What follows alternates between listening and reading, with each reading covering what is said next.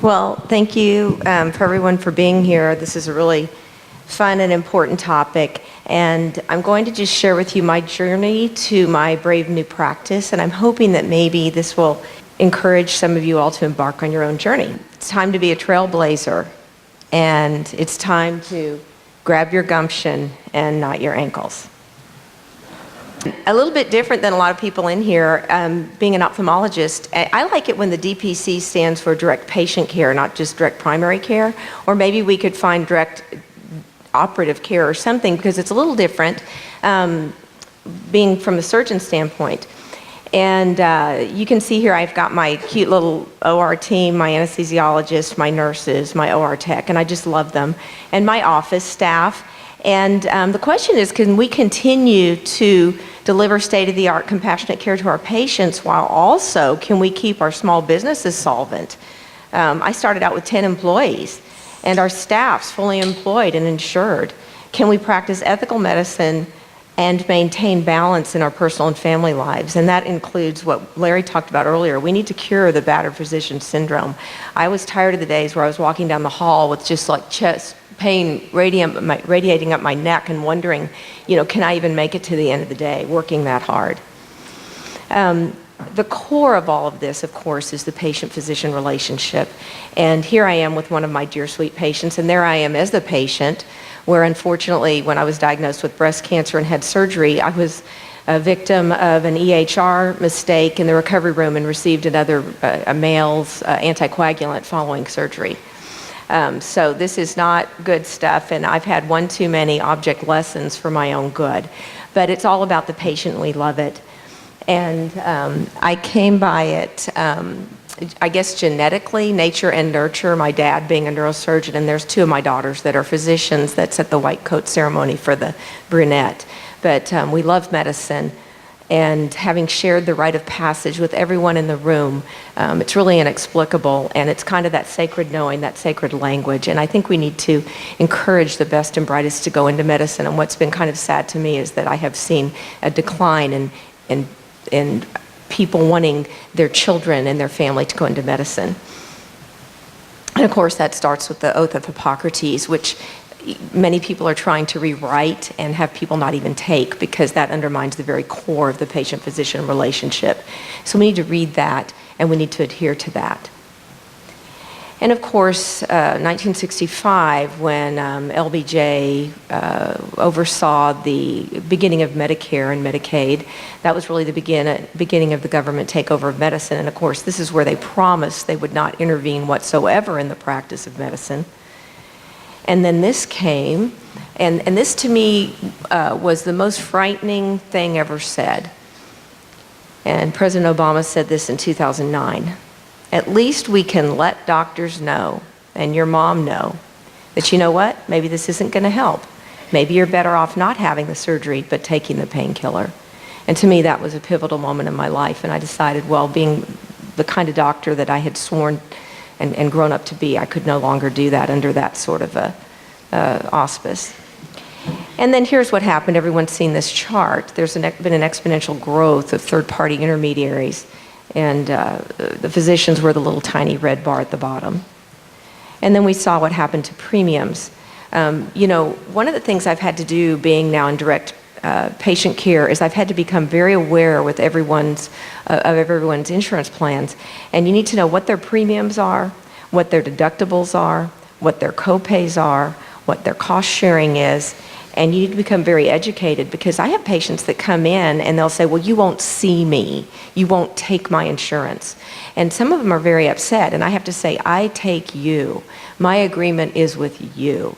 And then you have to educate them and say, your deductible is huge. Your copay is huge. I have patients that have $100 and $150 copays. And so what I've done in response is I have, for example, a follow-up visit where they can come in for $45. And I can say, you're going to pay 1/3 to come in and see me outside of your insurance. So you need to know what's going on with these plans. And of course, this is what we were alluding to earlier. This is really quite stunning to me. They tell the patient, they say, we're not saying you can't have the medication. This decision is between you and your doctor. We're just saying if you get it, we're not going to pay for it. So the insurances are getting away with murder, literally. It's the corporate practice of medicine.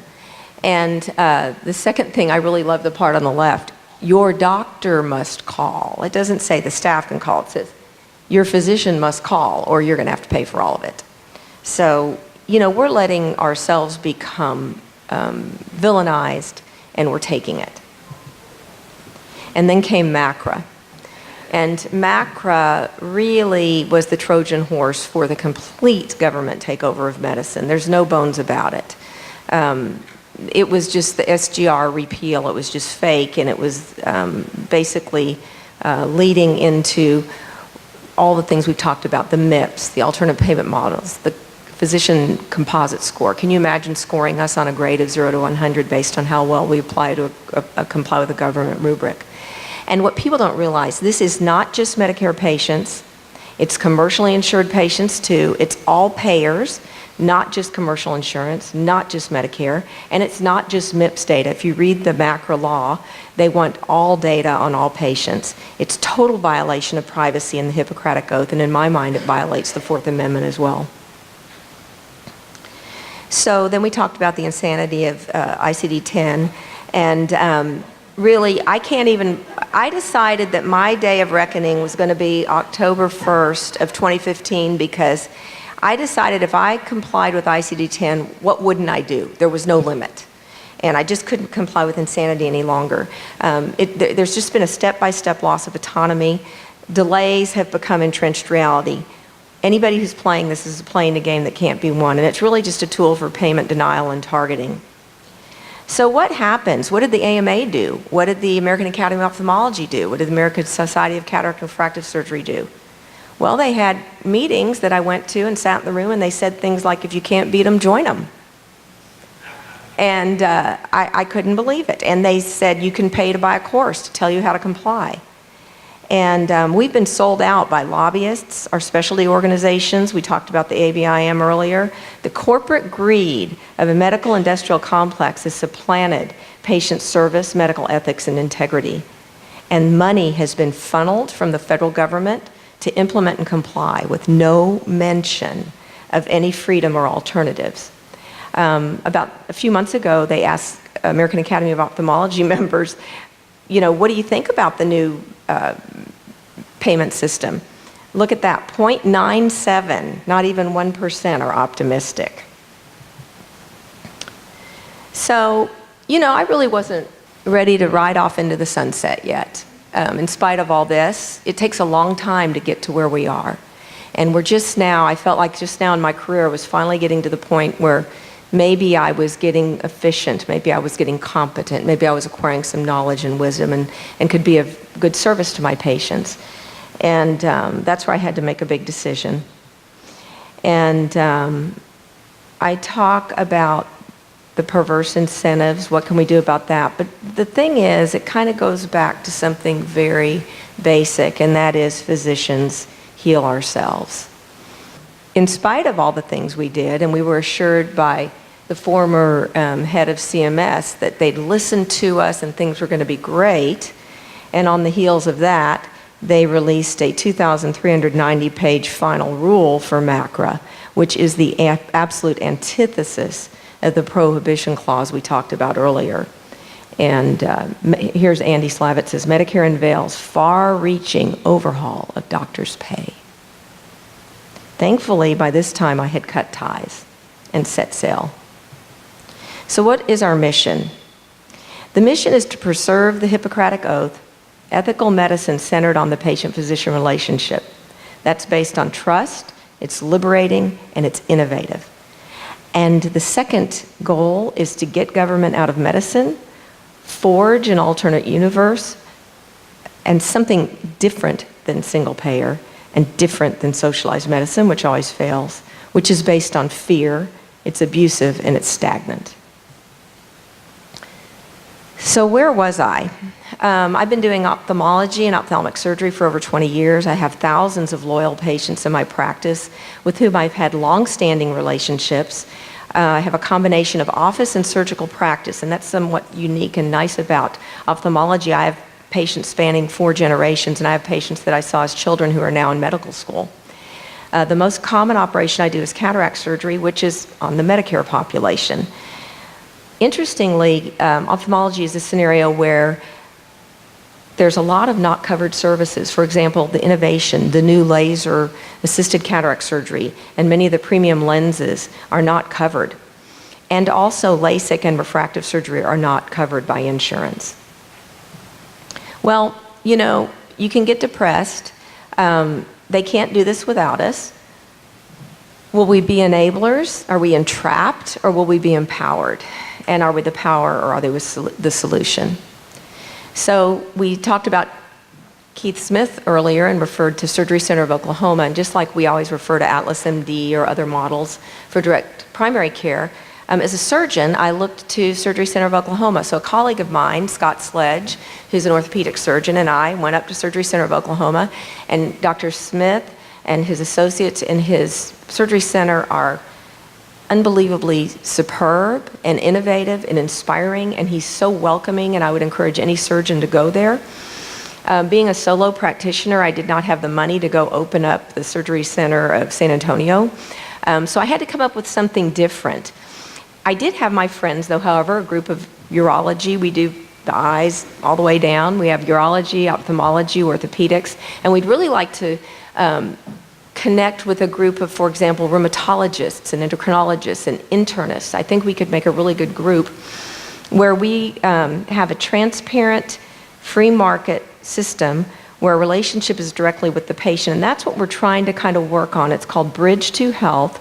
It's been really slow developing this. We have a website. Dr. Smith, they're so nice. Our website will, if you look it up, once it goes live, it'll look almost exactly like theirs. They're absolutely so helpful and unselfishly helpful. But we're working on this, and I think this will be really good. And it's been very encouraging. Instead of having our own surgery center, though, we had to use existing surgery centers that we had, so we all went and priced every procedure that we do at every surgery center that we use, and then we negotiated. I decided that instead of spending tens of thousands and hundreds of thousands of dollars on implement and comply, that I would spend money on innovation. That was fun, and I had learned that from my dad, who was a pioneering neurosurgeon. And so there's laser cataract surgery, and I leased it. They initially wanted to charge about $450,000 to buy the laser. 1 year later, they said I could buy it for $250,000. I said I'll just lease it another year as it continues to go down. But that's been a really neat addition to my practice. My colleagues who 100% take Medicare charge $1,000 extra, at least an eye, to use the laser. Well, I'm able to have a fee, a cash fee, that includes my use of the laser. And when I look at my fee structure, including premium lenses, what I do with the laser, by the time you add it all up, some of my competitors 5 minutes away are $1,000 more per eye, even though they take Medicare. The important thing to do is to be very good at what you do, be very meticulous, have good outcome to the patient, and also inform them and explain to them what's going on. So October 1st of 2015 was a big day of reckoning. I happened to be at the AAPS meeting that day. The day I went totally Medicare third-party free, I went to Missouri for the APS meeting. And upon my return, I had several things happen in October. At a time in life when new life is possible, and this is a beautiful picture of a 3-day-old embryo, I decided, the rebirth of my practice is possible. Will we survive? 1 week later, my father had a very small lesion on his eyelid and underwent Mohs procedure of a squamous cell that kept going and going and going, in fact, even to his periosteum. He was told that the surgeon would not be paid because they didn't get prior authorization for the closure, done by a colleague of mine, a beautiful graft from the clavicle. This is the sort of the thing we face. It's absurd. I don't know if my colleague has been paid yet. And then the following week, my beautiful 22-year-old daughter was in a near-fatal accident sustaining grade 4 out of 5 rupture of her spleen, liver, kidney, abdominal injuries, a degloving injury. When I repositioned her lids and her tissues, I could see the roof of her orbit when we found her. But it was as if a retractor had gone in and just dissected it, and she has perfect vision, thank God. As you can imagine, all these things, for some reason, I'm an ophthalmologist, and everybody's having problems with their eyes. But we were able to take her to the wonderful emergency hospital trauma center in San Antonio, where the chairman of surgery was my gross anatomy colleague, and the ophthalmic plastic surgeon who repaired her lids was one of my residents. So we thank God for our doctors and our teams of medical professionals. We also had to fight for the surgeon to be paid. The hospital bill was $100,000. The insurance allowable was $40,000, and of course that was paid. But the surgeons didn't get paid because they deemed it cosmetic.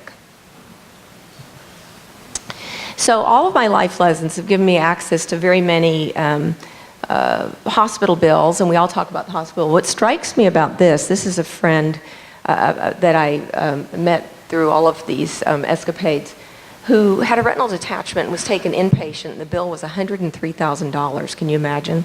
So I was asked to review this bill. This bill is replete with errors. Number one, I don't think that they were in the OR for like 35 half hours.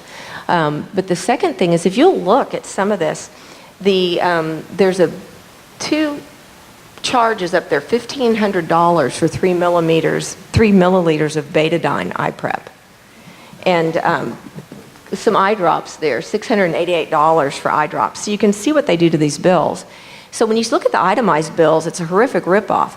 But now what they're doing, they want the global fees, and that way they can hide it.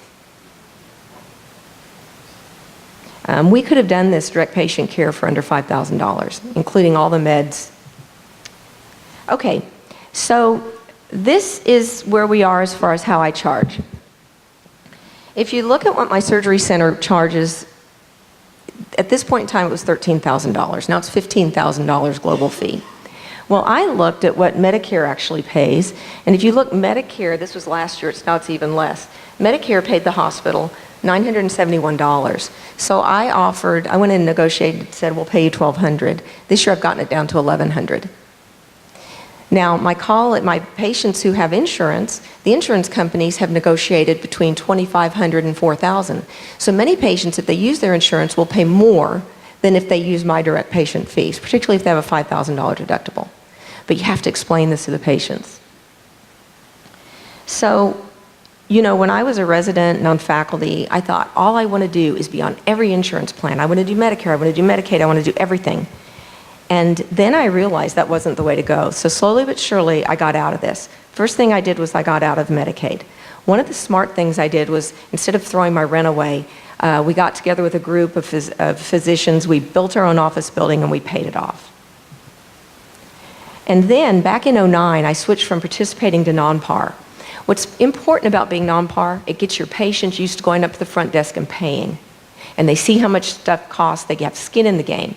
So they'll get a check. So the non-par, I have to do what Medicare says, they pay, and they get a check back. But your office staff gets used to collecting, and patients get used to not getting everything for free. And I lost a lot of patients at this point, Medicare-wise. I was 58% Medicare at that point, and then I went to 48%. And then in 2014, I began to wean off my commercial insurance plans. I actually had a fight with Aetna when they put me on an Obamacare plan, which I swore I wouldn't be on. It took me a year for them to get me off it. So finally, by the time I went into being completely third-party free, 41% of my practice was Medicare. Every practice is different, and you need to be really creative with your own. Think outside the box, because we're the ones that are positioned to help our patients. I'm telling you, if you went to my office, you would be shocked. You would see a Grammy winner and a billionaire sitting next to a migrant worker, an alcoholic with Wernicke's encephalopathy and beriberi, a farmer, a 90-year-old, a Navy SEAL. I see many NSA people. I love it, because I'm on paper charts. They come in and see me in San Antonio. I've got the cab drivers coming in to see me now, and you start out with one and the word spreads. You have to have a long-term vision, and one of the things I did for my patients, even though I'm ophthalmology, is I went to Quest and I negotiated. I can get a CBC for $3.50, a SED rate for $4, a TSH for $5, an A1C for $7, cultures for $18. I can get an MRI of the brain plus and minus contrast for $295. I can get drops, and if only Texas would get in-office dispense. We're fighting it, but we're having some issues with that. But I can get drops for $3, $8. And remember back to that bill where it was $1,500? Guess how much the 30 milliliter betadine is? $12. So when you go through the transition process, what you've got to do is understand your payer mix, and you also need to understand your contracts with your third party. Some of them, it takes 90 days to get out, and you have to write them, and they try to fight you getting out. And like Larry was talking about the bungling effect with Medicare, they really have bungling effects with all of the insurance companies. And you need to understand the healthcare law. So I agree, opt out of Medicaid, provide true charity. I have time to do that now. Go from non-par and then get out. What I did is I did an Excel spreadsheet. I put all the plans down I was on. I did Medicare, I did the high, the low, the averaged them. I created my own customized fee schedule. I dropped the lowest payer, and then I'd let things re-equilibrate. And then a couple months later, I'd drop the next lower put, and the next lower, and the next lower, and then finally I was done with them all. If you don't do that, you're gonna end up being like with all the Blue Cross patients or all the Medicare patients. So what you've got to do though is notify your patients with letters. And on my, I have information at the end, I'll let you see that sample letters that I sent my patients, because they need to know that you haven't abandoned them. So we talked about negotiating with the surgery center. I negotiated with my anesthesiologist, and you have to really talk to your family, your banker, your CPA, your staff, and then you need to go. And so what happened to me, AAPS was tremendously helpful in my opt-out. I copied everything that AAPS told me to do, and I would encourage you to do it. One of the sad things, I had to terminate my billing company that I'd had forever, but that saved me 7% off the top. So where am I? Also, I had to shrink my staff a little bit. Okay, so what happened to me? I saw 77.8% of the patients, and I collected 92.1% of the revenue. When I took out the 7% I was paying to my billing company, I'm negative 0.9%. And so pretty much that means I'm working 27% less but collecting 1% less. My patients and my staff and my family are the beneficiaries of this. My patients can get any time. I used to be booked up 4 months ahead of time. They can get in with me right away. I spend more time with them. Had I stayed with my third-party agreements, I would have faced a 6% Medicare cut this year. So I'm 2.4% better than that. My associate who does it has to pay $650 a month on EHR, $300 a month on a consultant. And so I did 0.8% better than she did.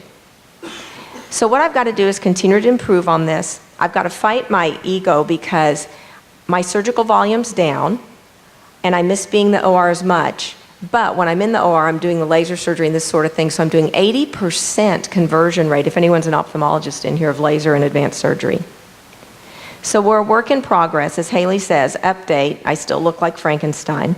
You've got to continue to look at this, and I had a reality check this week. I always back into what I'm doing, and I try to keep fine-tuning my charts. So my formula is overhead plus salary must equal the number of patients times the average fee per patient encounter.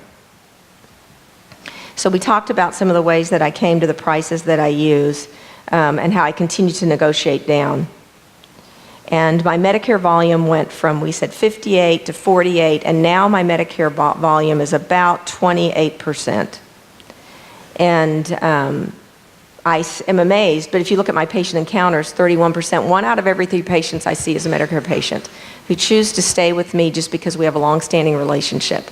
Some people don't care, and that really hurts. I used to cry about it. I'd literally start crying when I'd have a patient for 20 years and they'd leave me because I wouldn't take Medicare, and they'd be mad at me. But the ones that have stayed with me, it's a strong bond. It's really great. So you have to understand that. Why do patients stay? Why do they leave? Education, stay vigilant, protect your autonomy, stay out of trouble. and then stay focused on your mission. And I think everyone will be very, very, very happy if they do this. And as Haley says, I love the doctors, and we love our patients. I guess my summary 3 points are verify, clarify, and simplify. I keep making my fee schedule more simple. I think what set me apart was putting innovation over compliance, ongoing evaluation of patient trends, and valuing the relationship with the patient versus entitlement. So stay focused. Let's do this for future patients. And what I tell them, and I tell my girls, and I'll tell y'all, is cowgirl up and proudly do this. Be a trailblazer, get your gumption. AAPS has been amazing for me with this. Encourage your patient, your physicians, and everyone to become a member. Affiliate with wonderful people that will help fight for you with this. The Gulch is the place to be. The alternative universe is the place to be. And how did everything turn out? Beyond blessed and less stressed. There's my little clump of cells there. It's been worth every bit of sacrifice that we've made. Never give up on this. There will be growing pains, but stay the course when you do this. And stay unbroken. Don't give in to life's cancers, fix them. And here we are, Heidi, my other daughter, graduated 3 weeks ago. Now we got to hood her. Believe in miracles. Be one. Here's my contact information if anyone wants to contact me. I can give you all exact numbers. I can really help people in ophthalmology. And that's my Brave New Practice, year 1.6. Hopefully I'll survive a few more. Thank you.